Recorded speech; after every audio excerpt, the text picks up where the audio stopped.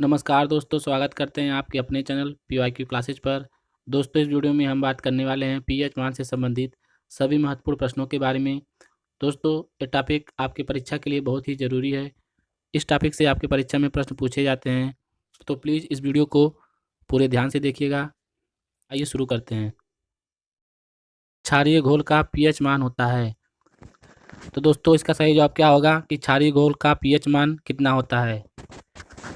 इसका सही जवाब है ऑप्शन नंबर बी, 7 से ज़्यादा।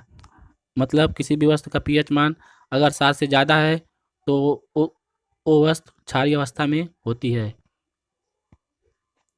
अगला प्रश्न है, अम्लीय घोल का पीएच मान होता है। मतलब अम्लीय घोल का पीएच मान कितना होता है। तो दोस्तों, पिछले प्रश्न में हम आपको बता चुके हैं कि क्षारीय घोल का पीएच मान 7 से ज़्यादा होता है, तो अम्लीय घोल का पीएच मान 7 से कम होगा। मतलब अगर किसी वस्तु का पीएच मान 7 से कम है तो वस्तु अम्लीय मानी जाती है। अगला प्रश्न है, समुद्री जल का पीएच मान कितना होता है। दोस्तों, इसका सही जवाब बताइए कि समुद्री जल का पीएच मान कितना होता है। तो दोस्तों, इसका सही जवाब है ऑप्शन नंबर सी, 8.5। मतलब 8.5 समुद्री जल का पीएच मान होता है। दोस्तों, बहुत ही इंपॉर्टेंट प्रश्न है। ये प्रश्न आपकी परीक्षा में पूछा गया प्रश्न है, तो ध्यान दीजिएगा कि समुद्री जल का पीएच मान 8.5 होता है। अगला है, टमाटर का पीएच मान कितना होता है। तो दोस्तों, इसका सही जवाब बताइए। ऑप्शन नंबर ए है 7.4, ऑप्शन बी 4.5, ऑप्शन सी 3.5 या फिर ऑप्शन डी है 5.5। तो दोस्तों, इसका सही जवाब क्या होगा कि टमाटर का पीएच मान कितना होता है। तो दोस्तों, इसका सही जवाब है ऑप्शन नंबर बी, 4.5। मतलब टमाटर का पीएच मान 4.5 होता है। अगला है, संतरे का पीएच मान कितना होता है। दोस्तों, इसका सही जवाब बताइए कि संतरे का पीएच मान कितना होता है। इसका सही जवाब है ऑप्शन नंबर बी, 3.7। मतलब संतरे का पीएच मान 3.7 होता है। अगला, दही का पीएच मान कितना होता है। तो दोस्तों, इसका सही जवाब क्या होगा कि दही का पीएच मान कितना होता है। इसका सही जवाब है ऑप्शन नंबर बी, 6। मतलब 6 दही का पीएच मान होता है। अगला है, मानव मूत्र का पीएच मान कितना होता है। दोस्तों, वेरी वेरी इंपॉर्टेंट प्रश्न। ये भी प्रश्न कई परीक्षाओं में पूछा गया प्रश्न है कि मानव मूत्र का पीएच मान कितना होता है। इसका सही जवाब है ऑप्शन नंबर डी, 4.4 से 8.4 तक। मतलब ये कहा जा सकता है कि मानव मूत्र का पीएच अम्लीय अवस्था में भी पाया जाता है तथा क्षारीय अवस्था में भी पाया जा सकता है। अगला प्रश्न है, शराब का पीएच मान कितना होता है। इसका सही जवाब है ऑप्शन नंबर बी, 2.8। मतलब 2.8 शराब का पीएच मान होता है। अगला है, सेब का पीएच मान कितना होता है।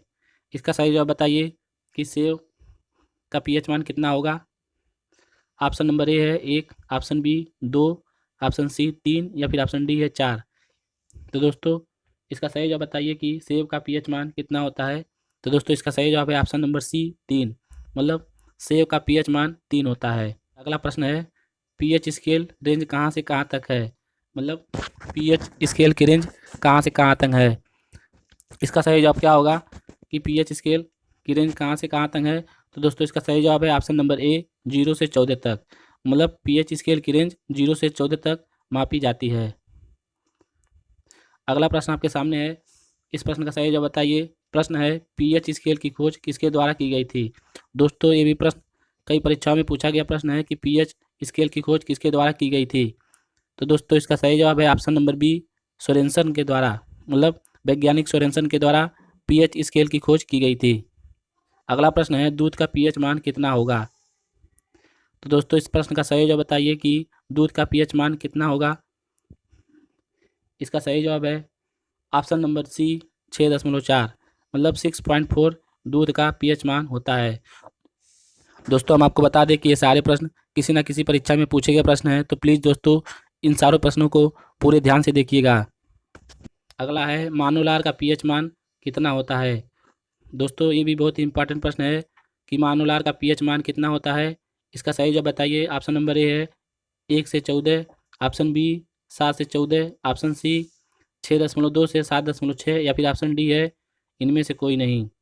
इसका सही जवाब क्या होगा कि मानोलार का पीएच मान कितना होता है? इसका सही जवाब है ऑप्शन नंबर सी 6.2 से 7.6। मतलब मानोलार का पीएच मान 6.2 से 7.6 होता है। अगला है शुद्ध पानी का पीएच मान कितना होगा? दोस्तों ये भी प्रश्न बहुत ही इंपॉर्टेंट है कि शुद्ध पानी का पीएच मान कितना होगा। तो दोस्तों इसका सही जवाब है ऑप्शन नंबर ए 7। मतलब शुद्ध पानी का पीएच मान 7 होगा। या ये भी कहा जा सकता है कि शुद्ध पानी सदैव उदासीन अवस्था में पाया जाता है। अगला है बेकिंग सोडा का पीएच मान कितना होता है? दोस्तों इसका सही जवाब बताइए कि बेकिंग सोडा का पीएच मान कितना होता है? ऑप्शन नंबर ए है 8.5, ऑप्शन बी 6.4, ऑप्शन सी 9 या फिर ऑप्शन डी 10। इसका सही जवाब बताइए कि बेकिंग सोडा का पीएच मान कितना होता है? इसका सही जवाब है ऑप्शन नंबर ए 8.5। मतलब बेकिंग सोडा का पीएच मान 8.5 होता है। बहुत ही इंपॉर्टेंट प्रश्न है, ध्यान दीजिएगा। अगला प्रश्न है सिरके का पीएच मान कितना होता है? इसका सही जवाब क्या होगा कि सिरके का पीएच मान कितना होता है? इसका सही जवाब है ऑप्शन नंबर सी 8.5। मतलब सिरके का पीएच मान 8.5 होता है। अगर आपसे पूछा जाए कि सिरका किस अवस्था में पाया जाता है, तो दोस्तों इसके पीएच मान से आप बता सकते हैं कि सिरका किस अवस्था में पाया जाता है। पिछले प्रश्न के माध्यम से हम आपको बता चुके हैं कि अगर किसी भी वस्तु का पीएच मान 7 से कम है तो सदैव अम्लीय अवस्था में पाया जाता है, और अगर 7 से ज़्यादा है तो क्षारीय अवस्था में पाया जाता है। तो दोस्तों अगर पूछा जाए कि सिरका किस अवस्था में पाया जाता है, तो इसका पीएच मान 7 से ज़्यादा है तो ये क्षारीय अवस्था में पाया जाएगा। अगला है मानव रक्त का पीएच मान कितना होता है? दोस्तों ये प्रश्न अनेकों बार परीक्षाओं में पूछा गया प्रश्न है कि मानव रक्त का पीएच मान कितना होता है। इसका सही जवाब क्या होगा? तो दोस्तों इसका सही जवाब होगा ऑप्शन नंबर डी 7.4। मतलब मानव रक्त का पीएच मान 7.4 होता है। अगला प्रश्न आपके सामने है। प्रश्न है नींबू के रस का पीएच मान कितना होता है? इसका सही जवाब है ऑप्शन नंबर बी 2.4। मतलब नींबू के रस का पीएच मान 2.4 होता है।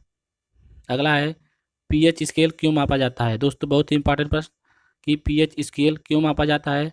इसका सही जवाब बताइए। ऑप्शन नंबर ए क्या क्षारीयता मापने के लिए किया जाता है, ऑप्शन बी है अम्लीयता मापने के लिए किया जाता है, ऑप्शन सी है उदासीनता मापने के लिए किया जाता है, या ऑप्शन डी है उपयुक्त तीनों। तो दोस्तों इसका सही जवाब है ऑप्शन नंबर डी उपयुक्त तीनों।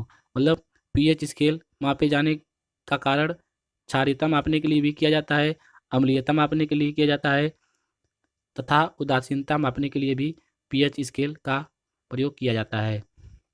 दोस्तों बहुत ही इंपॉर्टेंट प्रश्न है, ध्यान दीजिएगा। आज का हमारा अंतिम प्रश्न है कि टूथपेस्ट का पीएच मान कितना होता है। दोस्तों इस प्रश्न का सही जवाब क्या होगा कि टूथपेस्ट का पीएच मान कितना होता है? इसका सही जवाब बताइए। ऑप्शन नंबर ए है 6, ऑप्शन बी 7, ऑप्शन सी 8 या फिर ऑप्शन डी 10। इसका सही जवाब क्या होगा कि टूथपेस्ट का पीएच मान कितना होगा? तो दोस्तों इसका सही जवाब है ऑप्शन नंबर सी 8। मतलब टूथपेस्ट का पीएच मान 8 होता है। तो दोस्तों ये था हमारा आज का ये वीडियो आपको कैसा लगा कमेंट करके जरूर बताइएगा। अगर अच्छा लगा तो प्लीज़ हमारे चैनल को सब्सक्राइब और वीडियो को लाइक कर दीजिए। तो मिलते हैं दोस्तों अगले वीडियो में, तब तक के लिए जय हिंद जय भारत।